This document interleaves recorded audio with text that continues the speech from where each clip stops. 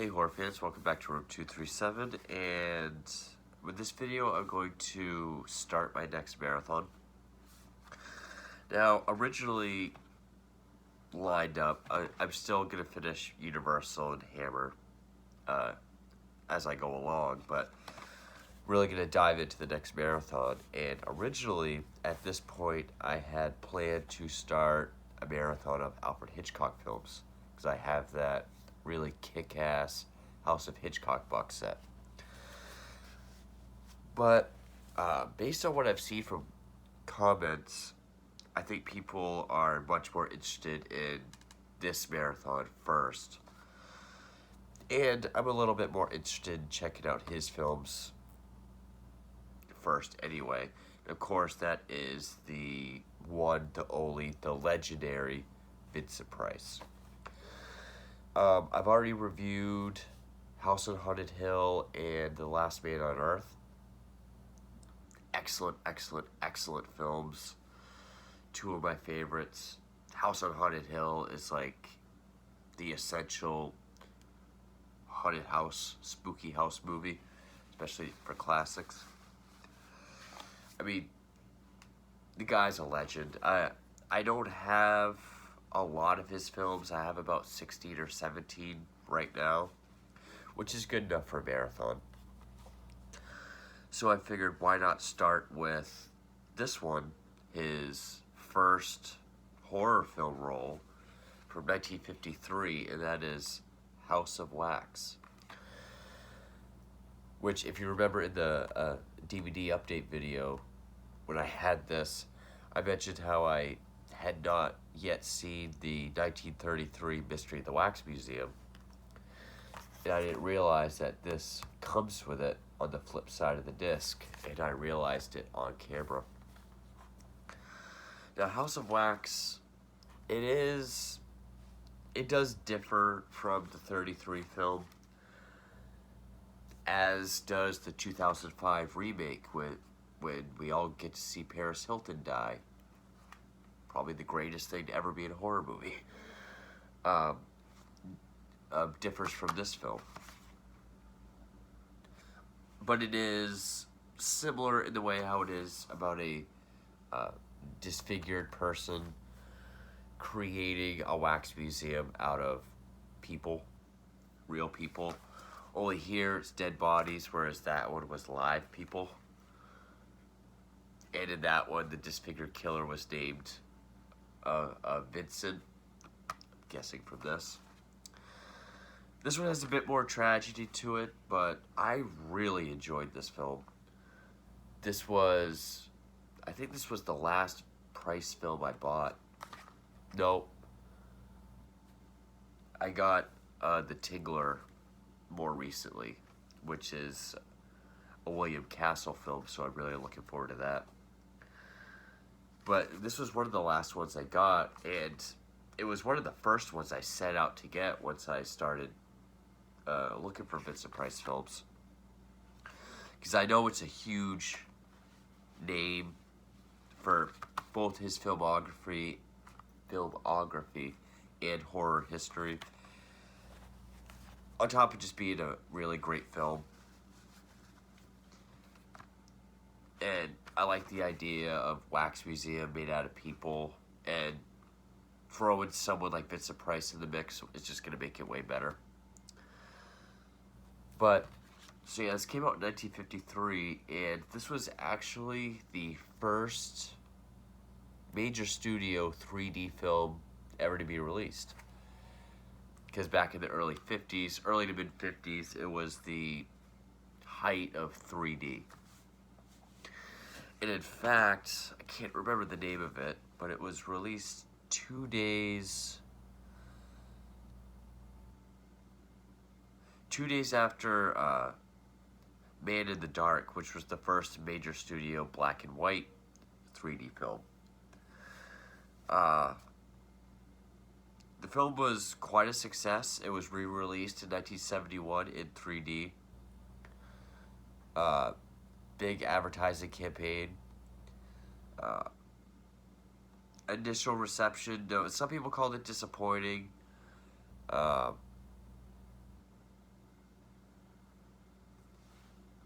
some people thought it was kind of a melodramatic, and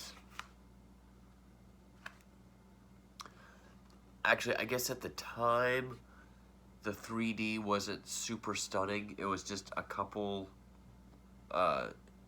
cheap little effects, like when he opens up his house of wax, the sort of performer outside to get people to come in is this guy with paddle balls. So it's like paddle ball coming at the screen and flames in the beginning. But the funny thing is, the director, Audrey Detoth, if I pronounced that right, he was actually blind in one eye. So he couldn't experience or grasp the concept of 3D. And even Vincent Price went on to say, you know, he wasn't the right man for the job. He never, since he could never see it, he could never understand why people were so hyped up about 3D. But it didn't go down as like a huge disaster. It was still a hit. But it opens up with we see Vincent Price. He's a talented wax sculptor named Professor Henry Jared. He's showing his collection. His wax figures are all historical figures, and like John Wilkes Booth, Joan of Arc, and his prized masterpieces, Marie Antoinette. And there's this guy that's gonna, this rich guy that's gonna do business with him, buy some stuff, but he's gonna go on a long trip, a continental trip. And after he finds that out, his business partner, Vincent Price's business partner, stops by and tells him they haven't been making any money. He doesn't want to wait for the guy to get back from a trip, and he'd just rather set the place on fire and collect the insurance money. So he does, and you get a pretty lengthy scene of the two fighting and the place burning and the wax figures melting. The thing I like about that is back then, if they needed a fire, they started a fucking fire. No CGI back then.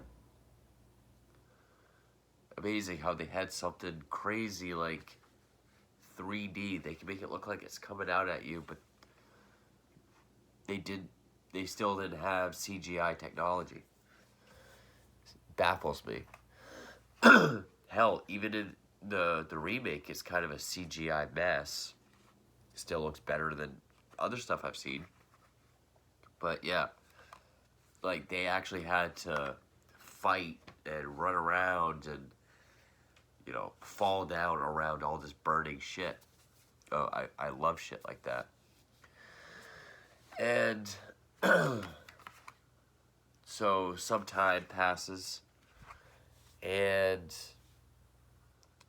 his business partner, well, basically, I mean, it's kind of predictable. I mean, if you're watching it, you can kind of tell what's going on. Well, I was kind of surprised to a point, because again, I hadn't seen this yet. But eventually, we do see this horribly burnt and disfigured person in a cloak and a hat going around stealing bodies, but he also went after his business partner.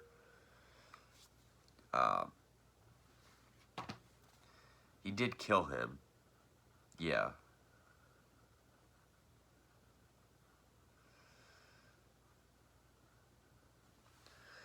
He killed him, but he made it look like a suicide. Hey, being hanged in a elevator shaft. Then his fiance was killed. Their bodies were stolen, but at separate times from the morgue.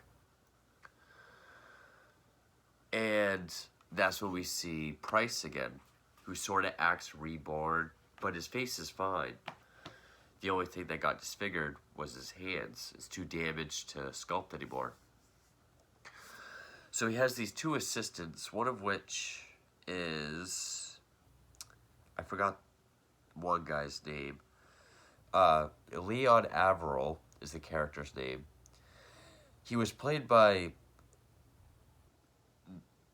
Nedrick Young, but he was uncredited because he was blacklisted in 1953 for...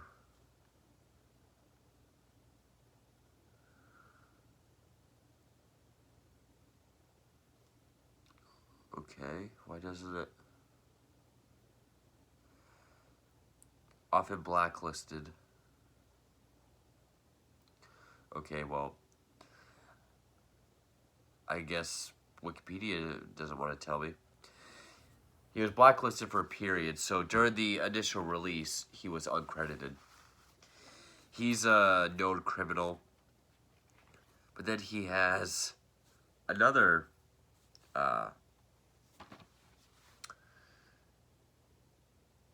I did not know that was him. Huh. Is that the same one? He has another assistant who's deaf and mute, and his name is Igor. Now, he was credited as Charles Baczynski, but it was actually Charles Bronson. That had to have been like his first role. I mean, 1953. I've never been... When I think of Charles Bronson, I think of like the English prisoner that became a fighter, but never much of a Bronson fan in film, but I didn't know that was him, so that's kind of cool. So Price, he has them sculpt for him, and he reopens his House of Wax, or he finally opens his House of Wax. Only now, instead of historical figures, it's now a chamber of horrors with notorious ghouls and criminals of history, like the beheading of Anne Boleyn and Charlotte Corday, Jean-Paul Marat. And since this takes place in 1902, I believe, it had William Kemmler's electric chair, because I believe it was 1890. He was the first person ever to be executed by electric chair in America. It was in New York. But then he shows his old business partner being hanged in an elevator shaft because he got exposed for like insurance stuff. So he actually made him part of his whole exhibit. But then I think this is the part of the story where it kind of got melodramatic, because there's this one woman named Sue who was a friend of his business partner's fiance, and Price thinks she looks just like his Joan of Arc wax figure, so he sort of becomes smitten with her. I also noticed this movie has a lot of tongue-in-cheek dark humor. Like, I was kind of surprised. Like, when we first see the disfigured person in the morgue stealing bodies, we see, like, two workers walking through the morgue, and we just see a body sit up, and one goes, "What's wrong with that one?" And the guy's just like, "Oh, it's the embalming fluid. They do that all the time."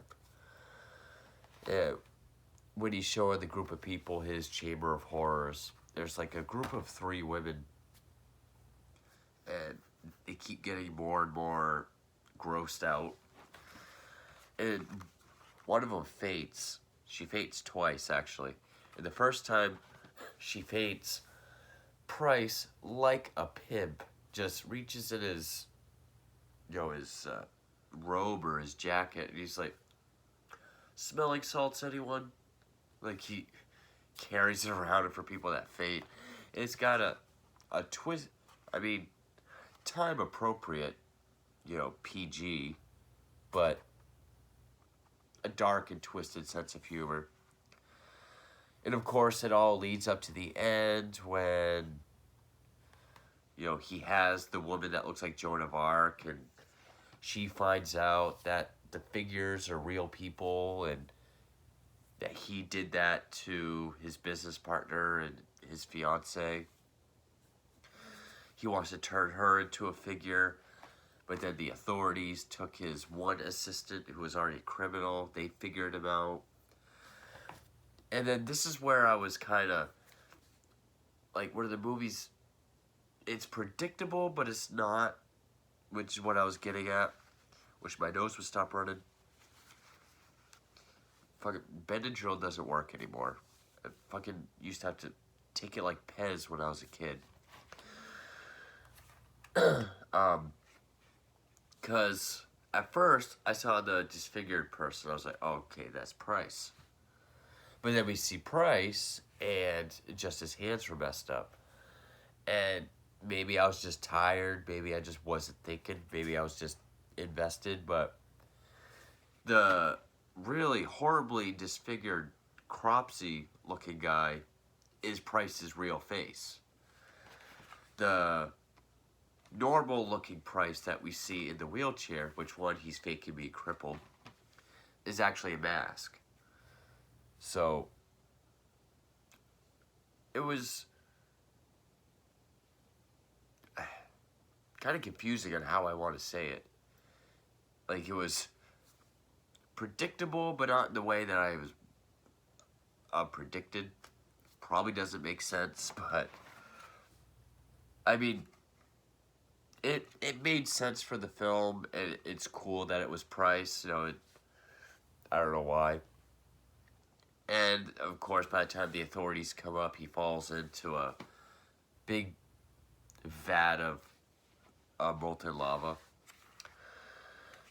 And yeah, that's House of Wax. And this was the film that really, this was his Dracula. This was his Frankenstein.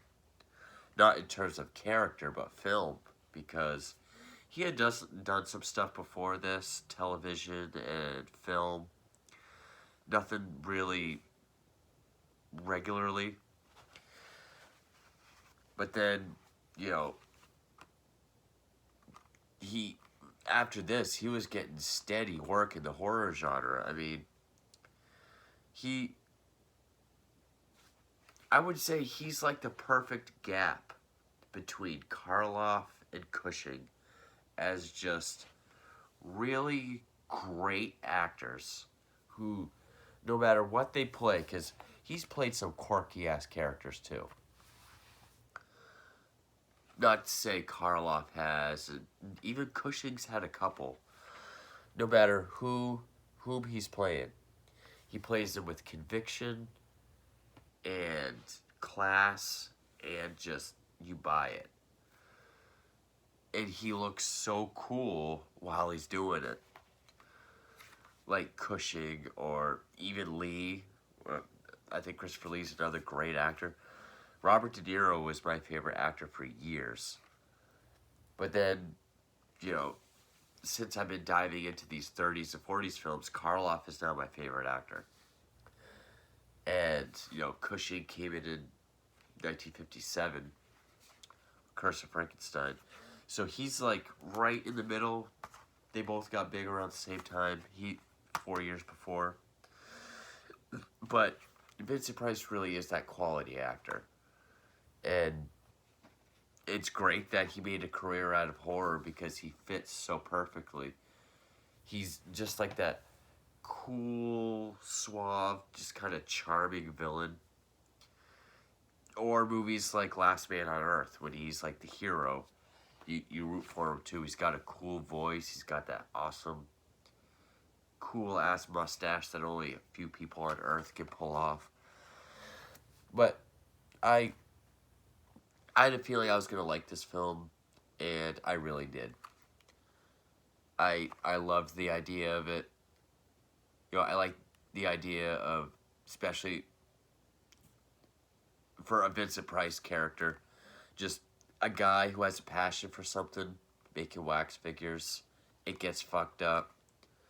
It twists him all up, and he just does a horrific version of it and gets revenge in front of the public.